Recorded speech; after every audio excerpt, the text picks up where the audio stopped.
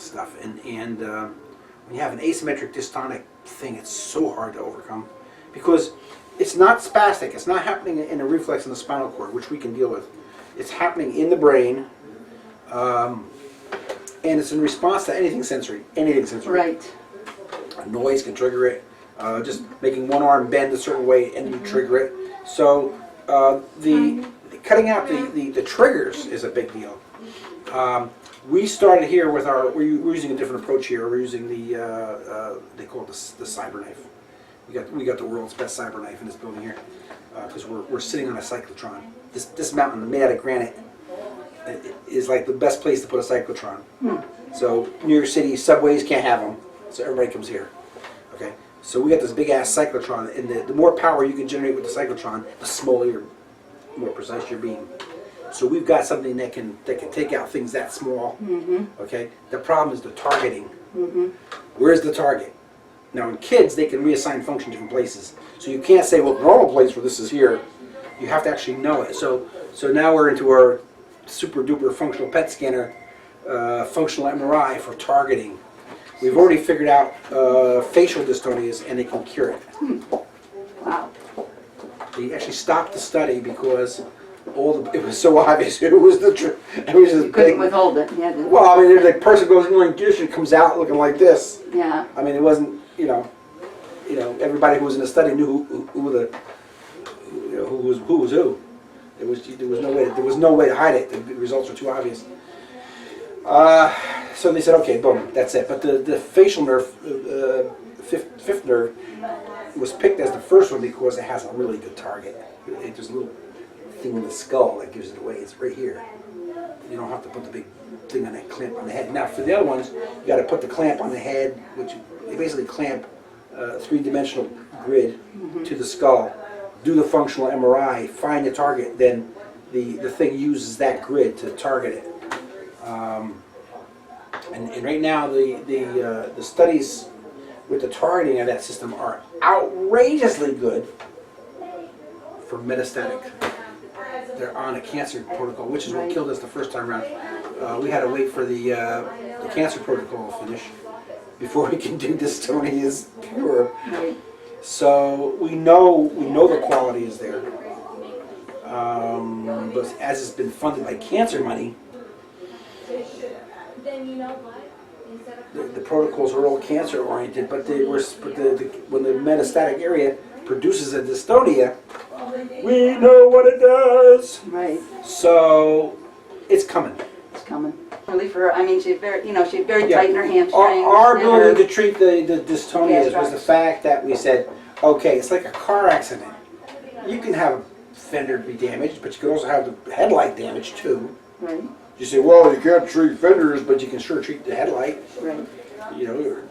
So when you have spasticity and dystonia, very often it's the spastic component, this cross reflex, that triggers a dystonic thing that you can't deal with.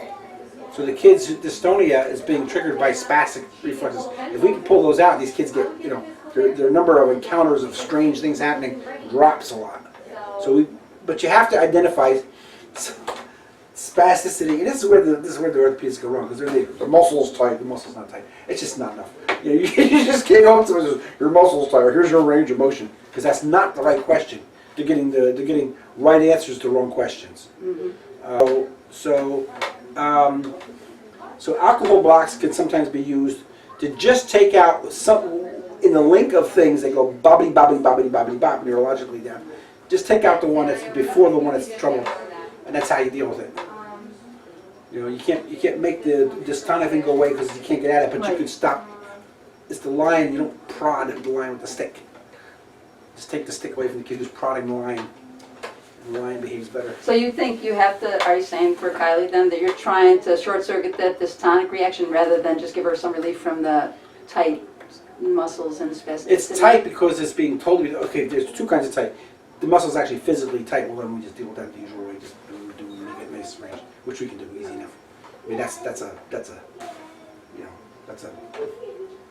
I'm sorry, but it's a Band-Aid on the, but it helps. it's just easy to do and get range of motion here. But if you just walk in and get range of motion and leave, you've really done a disservice because you just gave a kid a general anesthesia and you could have done a lot more functioning thing. Because what you want to be thinking about this is an electronic problem. This is a circuit problem. What can I, if I know? So for example, I was asked. God, I was asked at a meeting and I gave the wrong answer because if I gave the right answer, I would have probably been stormed right there. Mm-hmm. This is New York, by the way. I am on video because one of the visiting professors. Are you going to say to me that if you have a person with a left hemiplegia? And right off the there, my bells are going off on my head. And he says, with a left hemiplegia, like God said it was a left hemiplegia. Okay, I said, okay, he's talking about God said. Okay, because when people come in with a left hemiplegia, Lord only knows what they got. They have a whole variety of causes. You know, it was in utero hemiplegia. It happened after the guy hit with a football. The kid aspirated gum and it was left with a hemiplegia. I mean, you get the whole list of causes. And the kid who's basically a run-of-the-mill diplegia, except only affected one side of the body. He then becomes a hemiplegia, and it's all these different kinds. I got a whole category of hemiplegias. We start with hemiplegia as normal, and it's okay. These are all the diagnoses within hemiplegia. Right. The kinds, So the question was, if you had a person with a left hemiplegia, you would do a right adductor tenotomy? So I said, no. And the answer is yes. Because he gave me wiggle room to get out of that question in public. But the real answer is, if I found that stimulating the right adductor caused the left side to do something really untoward, I would take out that little piece of the adductor that had that trigger. Right. So in fact, we do it all the time. Right. So we have a kid whose range of motion on the, let's say on the left side is from, we go from 0 to, he's got 0 to 70, which is good enough, depending on the age, maybe the younger kid might go to 80, at full flexion. But when I'm doing this, as soon as I hit 30 degrees, this leg does this. I said, okay, Touch it. do the stem, here's the spot that stems, bink. That's the spot we just nipped. Now, still 0 to 70, hasn't really affected the range of motion. I've done something, I've taken out the slip, so that the starting range and end range is the same, but it's not doing the trigger. Gotcha. That only makes sense, right? Of course it makes sense! If I'm talking, when I give this lecture to the engineers, because I teach it's an engineering thing, obviously, but you try saying this in an orthopedic thing. Well, they don't look close enough anyhow. Well, the range of motion before and after is the same, so you can do anything. So I'm not sure, right, from a functional From a functional, it is life. So. Yeah, because we're trying to cut out the cross reactions. You saw the cross reaction. Big, with the leg, it's a very large part of this.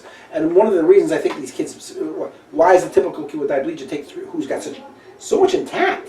Most of their sensory stuff's intact. Why is it taking 3 years to figure out how to walk? Because it takes them 3 years to figure out what to ignore, how to not react to things. It takes them that long to sort out the garbage. And if you just go at those kids at a younger age and just take out the high velocity components, they're up right away. It doesn't take them 3 years because you're basically getting rid of the noise. That makes sense.